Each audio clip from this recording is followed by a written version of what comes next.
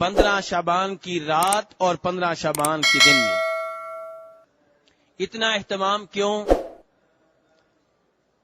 اس دن کی کیا خصوصیت ہے؟ اس رات کی کیا اہمیت ہے؟ اس کی کیا فضیلت ہے؟ یہ ہم نے دیکھنا ہے کہ کیوں یہ اہتمام ہوتا ہے۔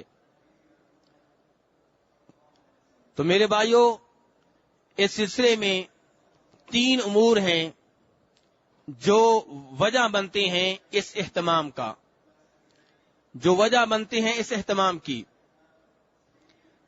پہلا سبب اللہ تبارک و تعالی کا یہ فرمان، حامیم والکتاب المبین انا انزلناہ فی لیلۃ مبارکۃ انا کنا منذرین فیہا یفرق کل امر حکیم۔ سورہ دخان ہے، اس کی ابتدائی آیات ہیں۔ ان آیات کے سمجھنے میں کچھ لوگوں کو غلطی لگی ہے، اور اس غلطی کا نتیجہ یہ ہے کہ 15 شعبان کی رات اور دن کا خصوصی طور پہ اہتمام کیا جاتا ہے۔ ان آیات کا ترجمہ پہلے آپ کے سامنے رکھ دوں کہ والکتاب المبین، اس کتاب کی قسم، یہ کتاب جو بالکل واضح ہے، جو دین کو بالکل واضح کرنے والی ہے، اس کتاب کی قسم، انا انزلناہ فی لیلۃ مبارکہ، اس میں کوئی شک و شبہ نہیں ہے کہ ہم نے اس کتاب کو، ہم نے اس قرآن کو ایک بابرکت رات میں اتارا ہے۔ کیوں اتارا ہے؟ انا کنا منذرین، ہم یہ چاہتے ہیں کہ لوگوں کو جہنم کی آگ سے ڈرایا جائے، لوگوں کو برے انجام سے ڈرایا جائے، اور ڈر کے وہ سیدھے راستے کی طرف آ جائیں، جنت کے راستے کی طرف آ جائیں۔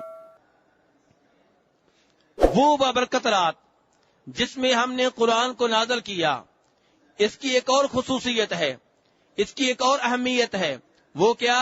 فیہا یفرق کل امر حکیم، اس میں فیصلے کیے جاتے ہیں ہر مضبوط کام کے، ہر مضبوط کام کے فیصلے اسی رات میں ہوتے ہیں جس بابرکت رات میں قرآن پاک نازل ہوا ہے۔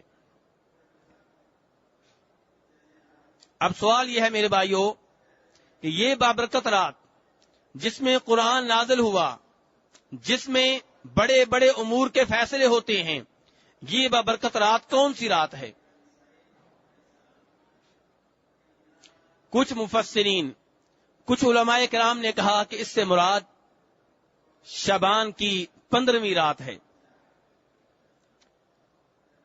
اور یہ وہ تفسیر ہے، یہ وہ شرح ہے اس آیت کی، یہ وہ وضاحت ہے اس آیت کی، جس کی وجہ سے آج لوگ اس رات کا خصوصی طور پہ اہتمام کرتے ہیں، یعنی کہ شب برات کا۔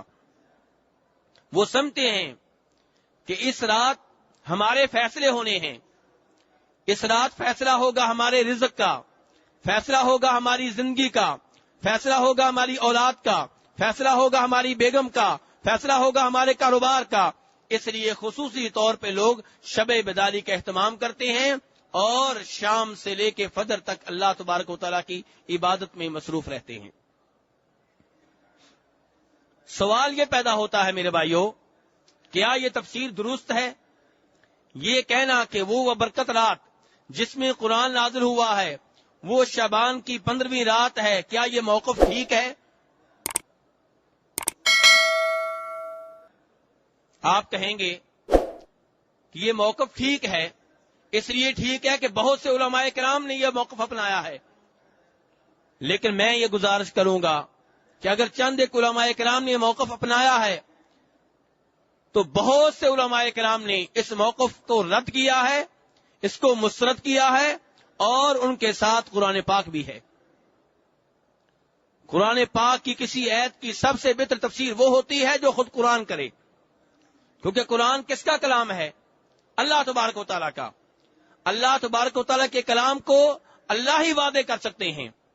اللہ تبارک و تعالیٰ کے کسی جملے کا معنی کیا ہے، یہ اللہ تبارک و تعالیٰ خود ہی بتا سکتے ہیں۔ تو قرآن کی سب سے بہتر تفسیر، سب سے بہتر شرح، سب سے بہتر وضاحت وہ ہوتی ہے جو خود قرآن میں آ جائے۔ تو آئیے خود قرآن سے پوچھتے ہیں کہ قرآن جس بابرکت رات میں نازل ہوا وہ رات کون سی ہے؟ سورہ بقرہ میں چلے جائیے، اللہ تبارک تعالیٰ فرماتے ہیں شہر رمضان الذی انزل فیہ القرآن، کہ وہ مہینہ جس میں قرآن نازل ہوا کون سا مہینہ ہے؟ رمضان کا مہینہ۔